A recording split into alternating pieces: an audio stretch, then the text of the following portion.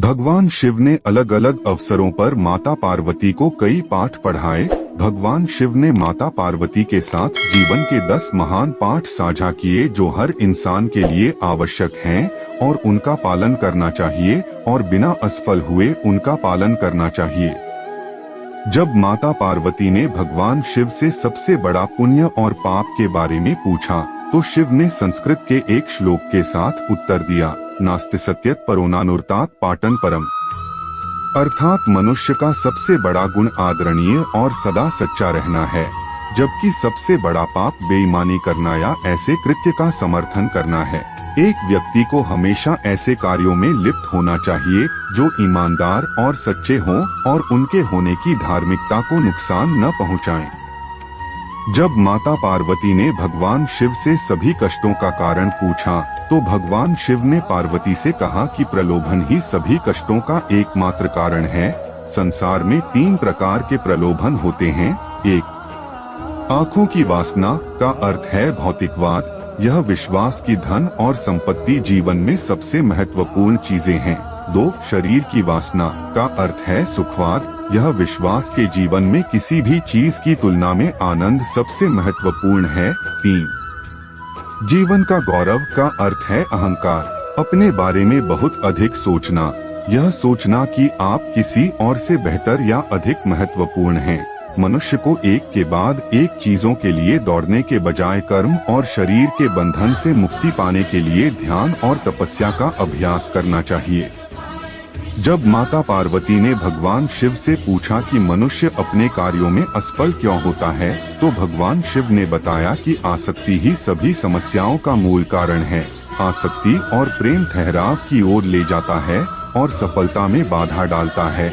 जब आप दुनिया के सभी मोह और प्रलोभनों से मुक्त हो जाते हैं, तो ऐसा कुछ भी नहीं है जो आपके जीवन में सफलता प्राप्त करने से रोक सके।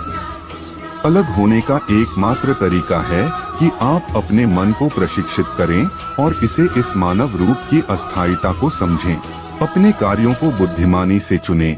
शिव ने पार्वती से कहा कि लोगों को कभी भी किसी भी प्रकार की कार्रवाई में लिप्त या संबद्ध नहीं होना चाहिए जिसमें शब्दों, कार्यों और विचारों या मन के माध्यम से पाप शामिल हो। मनुष्य जो कुछ भी काटता है वह उसी का फल है जिसे उसने खुद बोया है। उसका भाग्य उसके कार्यों का परिणाम है। इसलिए एक व्यक्ति को इस बात का बहुत ध्यान रखना चाहिए कि वे अपने जीवन और कार्यों को कैसे चुनते हैं। अवांछित इच्छाएं मनुष्य को आत्मविनाशकारी बना सकती हैं। जब माता पार्वती ने भगवान शिव से पूछा कि मनुष्य को आत्मविनाशकारी क्या बनाता है, तो भगवान शिव सबसे महत्वपूर्ण शिक्षा देते हैं कि जीवन में कभी भी किसी भी चीज के प्रति आसक्त नहीं होना चाहिए। ज्यादा इच्छा न करें, क्योंकि इच्छाएं जुनून की ओर ले जाती हैं और जुनून अंततः आत्मविनाश का कारण बन सकता है। अवांछित इच्छाएं मनुष्य को आत्मविनाशकारी बना सकती हैं। समस्या के प्रति आपका दृष्टिकोण मायने रखता है। जब माता पार्वती ने भगवान शिव से पूछा कि जीवन में किसी भी समस्या का समाधान कैसे किया जा सकता है, तो भगवान शिव ने कहा कि समस्या से परे देखना चाहिए। समस्या कोई समस्या नहीं है, लेकिन समस्या के प्रति किसी के दृष्टिकोण से फर्क पड़ सकता है। हमें अपने दिमाग को समस्या के समाधान के बारे में सोचने के लिए पर्याप्त समय देना चाहिए और सभी पहलुओं से स्थिति को समझना चाहिए। इसलिए शांत रहें और समझ से समस्याओं को दूर करें। अहंकार बुद्धि को नष्ट कर देता है।